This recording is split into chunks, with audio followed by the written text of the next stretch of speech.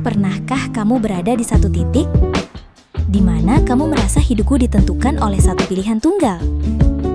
Harus resign sekarang atau bertahan di kantor yang toksik? Harus investasi di aset ini atau simpan uang di tabungan? Atau mungkin yang lebih personal, harus mengakhiri hubungan ini atau mencoba sekali lagi? Kebanyakan dari kita melangkah berdasarkan apa? Perasaan saat ini, emosi sesaat, ketakutan akan apa yang orang katakan besok pagi. Tapi masalahnya, keputusan yang diambil dengan emosi jangka pendek seringkali menjadi penyesalan jangka panjang. Hari ini, kita akan bedah satu metode yang dipakai oleh para CEO kelas dunia untuk memastikan setiap langkah yang mereka ambil bukan sekedar langkah, tapi sebuah strategi. Kita akan bicara tentang aturan 10-10-10. Setelah menonton video ini sampai habis, kamu nggak akan lagi memandang masalahmu dengan cara yang sama. Kamu akan punya kompas baru untuk setiap langkah besarmu. Kenapa sih kita sering banget salah melangkah? Jawabannya ada di biologi kita. Otak manusia itu dirancang untuk bertahan hidup, bukan untuk menjadi bijak secara otomatis. Ada bagian yang disebut amigdala. Ini adalah pusat emosi kita. Saat kita menghadapi tekanan, amigdala ini teriak, lari atau lawan. Ini bagus kalau kita dikejar harimau di hutan 10.000 tahun yang lalu. Tapi di dunia modern, harimau itu berbentuk tekanan dari bos, omongan netizen, atau rasa takut ketinggalan tren, alias FOMO. Kita sering mengambil keputusan besar hanya untuk meredakan rasa cemas di detik itu juga. Inilah yang disebut dengan short-termism. Kita terlalu fokus pada sekarang, sampai kita lupa kalau ada nanti. Disinilah aturan 10-10-10 masuk.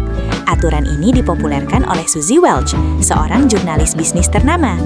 Ini adalah sebuah alat bantu untuk menarik diri dari emosi sesaat dan melihat gambaran besarnya.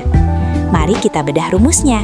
Setiap kali kamu dihadapkan pada persimpangan jalan, tanyakan 3 pertanyaan ini pada dirimu sendiri.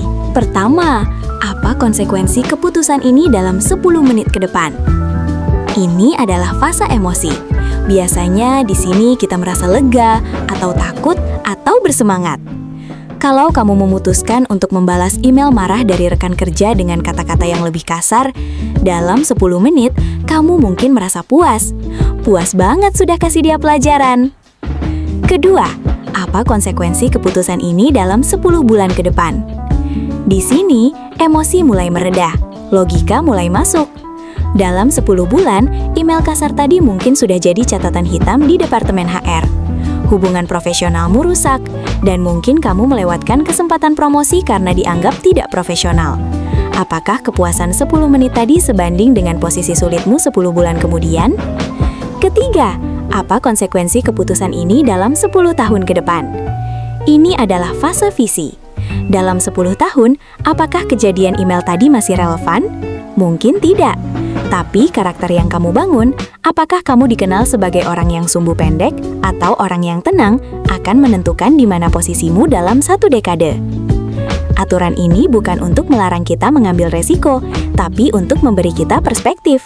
Mari kita pakai contoh yang lebih nyata. Katakanlah kamu ingin berhenti dari pekerjaanmu yang sekarang untuk membangun bisnis sendiri. Tapi tabunganmu masih pas-pasan. 10 menit.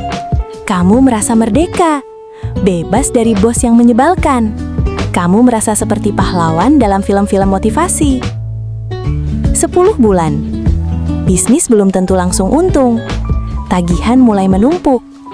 Kamu mungkin mulai stres karena tidak punya asuransi kesehatan.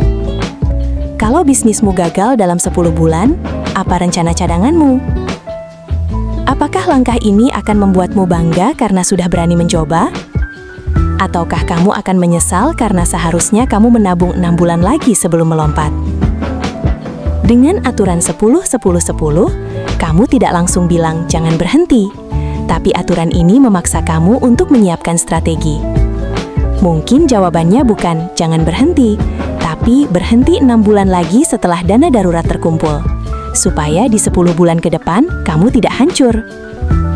Itulah yang namanya bijak melangkah. Bukan soal berani atau tidak, tapi soal kalkulasi yang matang.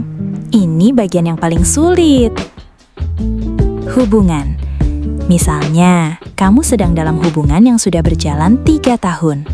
Tapi Tapi kamu merasa nilai-nilai kalian sudah tidak sejalan. Kamu takut putus karena merasa sayang waktunya. Mari kita tanya. 10 menit. Kalau kamu putus sekarang, kamu akan hancur. Menangis, merasa kesepian, merasa gagal. Sangat menyakitkan. 10 bulan.